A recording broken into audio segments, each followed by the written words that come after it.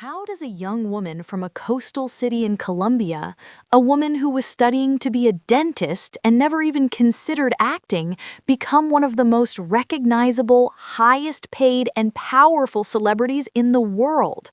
It's a story that involves a lucky break, yes, but it's also a story forged in heartbreak, a story of incredible resilience, and a story of turning a so-called handicap into your greatest asset.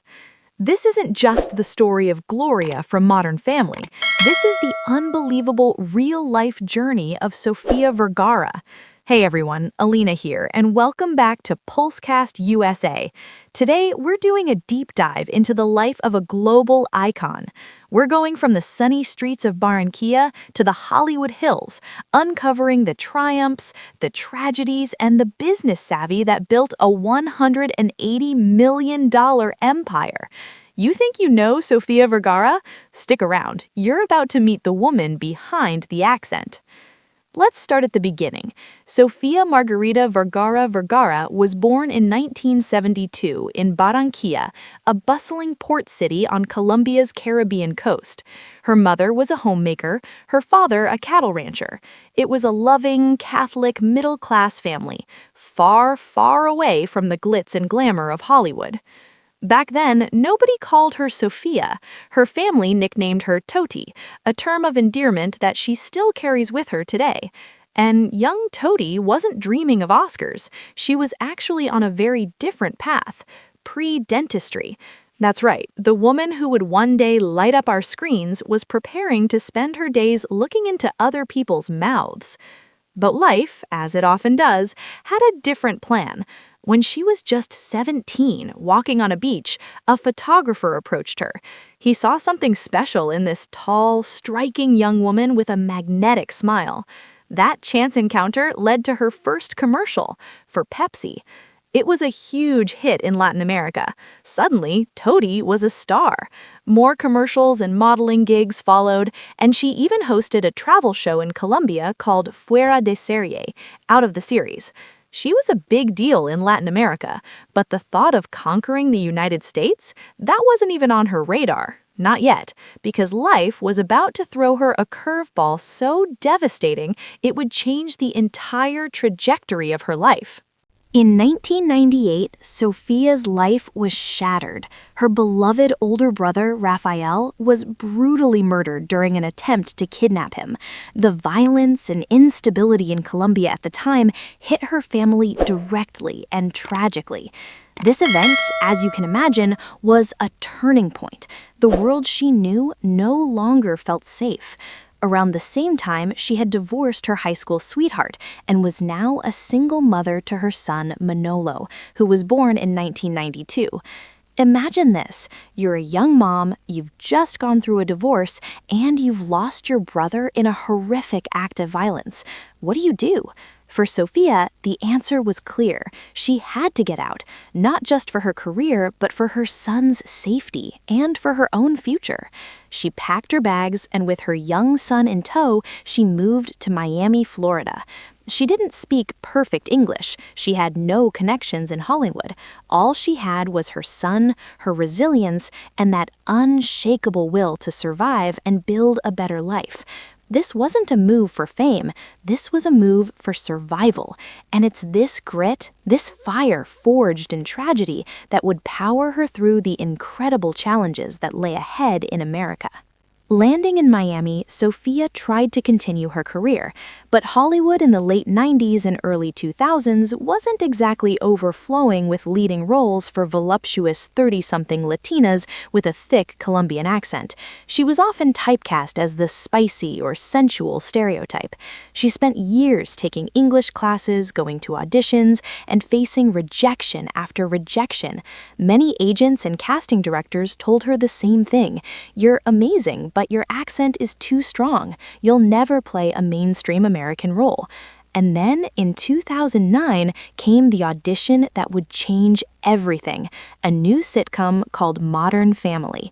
The role was Gloria Delgado Pritchett, the fiery, beautiful, and hilarious second wife of Jay Pritchett. Sofia walked in and was, well, 100% herself, loud, passionate, funny, and with that accent on full display. The creators, Christopher Lloyd and Stephen Levitan, initially hesitated. Was it too much? But they quickly realized her accent wasn't a bug, it was a feature. It was the character. Instead of asking her to tone it down, they leaned into it. They wrote her background, her personality, her entire essence around the authentic charisma that Sofía Vergara brought to the table. The show exploded. Modern Family became a global phenomenon, and Sofía Vergara became its breakout star. For 11 seasons, she was the heart and soul of so many of the show's funniest moments. She wasn't just a supporting character, she was a force of nature. And the paycheck? Well, let's just say those casting directors who told her to lose her accent are probably kicking themselves now. At the peak of the show, Sofía was earning around $43 million a year, making her the highest-paid actress on television. She turned her biggest perceived weakness into her multi-million-dollar trademark. Now, a lot of people would have been content with that level of success, but Sofía Vergara is not a lot of people. While starring on one of the biggest TV shows in the world, she was also building a business empire. She understood that fame is fleeting, but a brand can last forever. She launched a successful furniture and home decor line, she has her own perfume collection, and in a nod to her childhood nickname, she created Toady, a brand focused on affordable and stylish clothing for women. She became a brand ambassador for major companies like CoverGirl and Head & Shoulders, becoming one of the most recognizable faces in advertising. And her career post-Modern Family? She didn't slow down. She stepped into one of the biggest chairs on television as a judge on NBC's America's Got Talent, bringing her signature energy and humor to millions of viewers each week.